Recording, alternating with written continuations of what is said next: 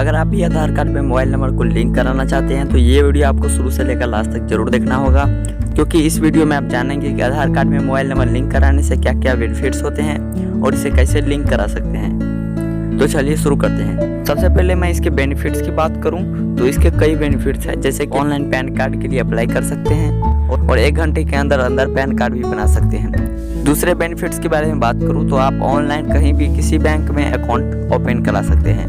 Third benefits की बात करूं तो अगर आपका आधार कार्ड फट जाता है या फिर खो जाता है तो आप नया आधार कार्ड बनवा सकते हैं। और अगर मैं चौथे बेनिफिट के बारे में बात करूं तो आप कहीं भी अपने आधार कार्ड का एड्रेस को अपडेट कर सकते हैं।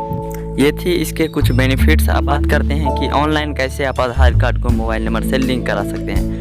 तो फ्रेंड्स, मैं आपको क्लियर कर दूं कि आप मोबाइल नंबर को आधार कार्ड से ऑनलाइन कहीं भी लिंक नहीं कर सकते हैं, क्योंकि अगर ऐसा होता है तो कोई भी आपके आधार कार्ड से किसी और के मोबाइल नंबर से लिंक कराकर मिसयूज कर सकता था।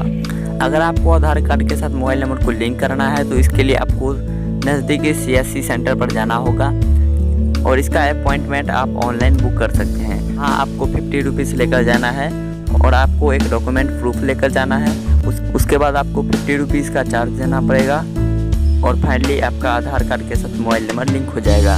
यूट्यूब पर बहुत सारे ऐसे वीडियोस हैं जिनमें बताए गए हैं कि आप ऑनलाइन ही आधार कार्ड को मोबाइल नंबर के साथ लिंक करा सकते हैं, लेकिन मैं आपको बता दूं कि ऑनलाइन आप आधार कार्ड को मोबाइल नंबर के साथ लिंक नहीं करा सकते हैं। सो आई होप कि आपको ये वीडियो देखने के बाद कोई दूसरा वीडियो देखने की ज़रूरत नहीं पड़ेगी, क्योंकि आप समझ गए होंगे कि आधार कार्ड को मोबाइल नंबर से कैसे लिंक करा सकते हैं।